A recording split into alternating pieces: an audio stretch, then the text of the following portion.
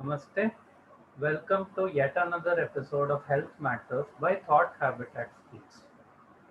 Today, that is the time when this video is getting recorded, that is 1st of July, is observed as World Doctors Day.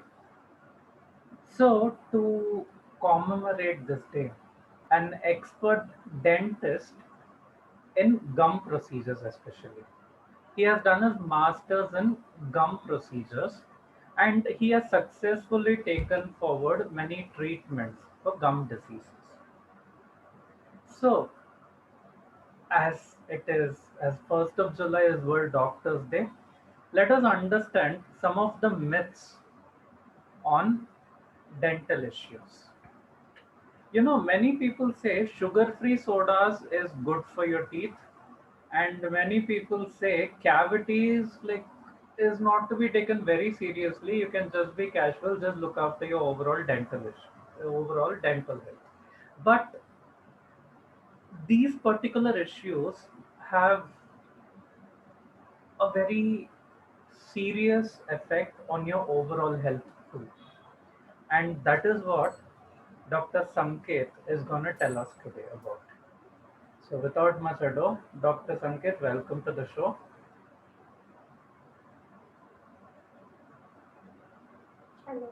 Hello, hello. Thank you so much, Arvind, for inviting me. Pleasure to be here with you. Yeah, it's just mine. I have a few questions for you, Sanket. Sure, So, sure, sure. number one, what is your take on dental health issues not affecting your overall health? Because this is a myth which has been going on in the market for very long. What's your take on that? So, first and foremost, the dental issues do affect your overall health. So, the myth is completely just a myth. There is no truth that it does not involve. Dental health definitely it affects the overall health. So, this is just a myth. It does not affect. And I'll tell you how it affects. So, uh, the thing is ki it's the mirror of your body. The oral hygiene is the mirror of your entire overall hygiene. So we come to know a lot of things about your overall health if we just look at your oral cavity or the oral hygiene which you practice.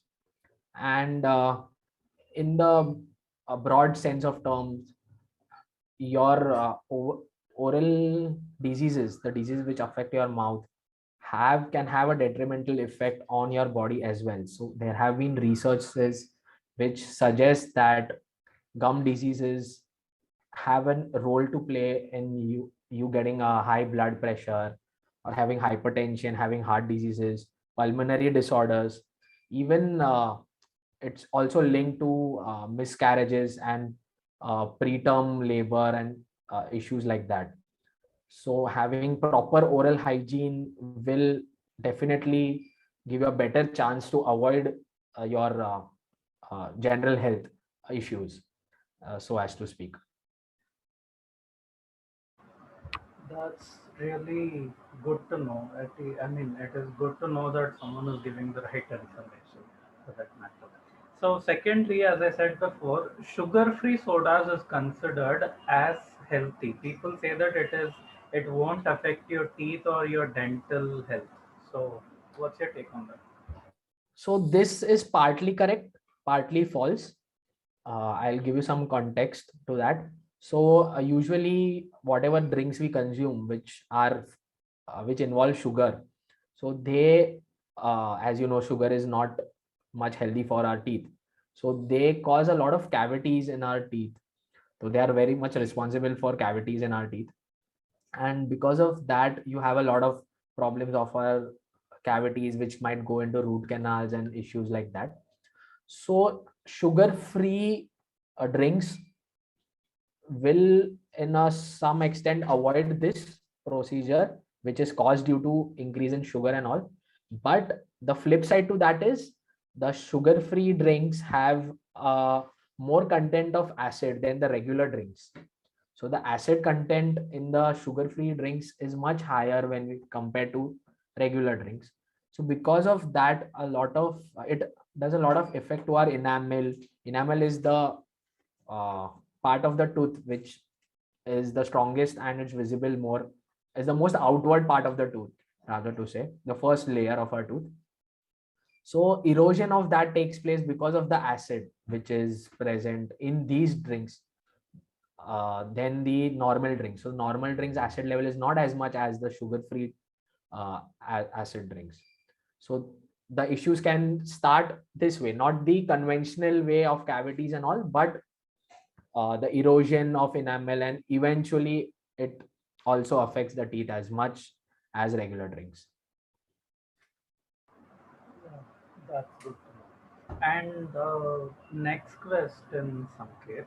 So, bloody gums is considered to be in pregnant women. Bloody gums in pregnant women is considered something dangerous, if I can say, right? So, what are your thoughts on it?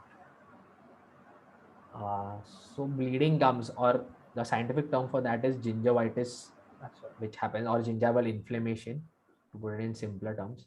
It happens because there is an increase in the hormonal level of pregnant females. So when you are pregnant, there is an increase in the level of the hormones of your body. So due to that, there is an inflammation of the gums and the surrounding tissue like the bone, the gums, and like that. So how it affects is it becomes your oral hygiene maintenance very difficult to bleed.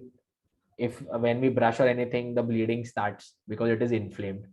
So your oral hygiene maintenance becomes very difficult than the regular scenarios. So due to all this, uh, oral hygiene maintenance, if it's not as good, then the oral hygiene problems can start, these things. And yes, as I mentioned before, lack of oral hygiene or not proper oral hygiene can lead to deterioration in overall general health, and also uh, low weight uh, births. It happens. Then there's preterm births happens, and also in certain cases we have seen that miscarriages also do occur. So it is very important to take care of this situation. How to take care of this situation, I would like to tell in few words.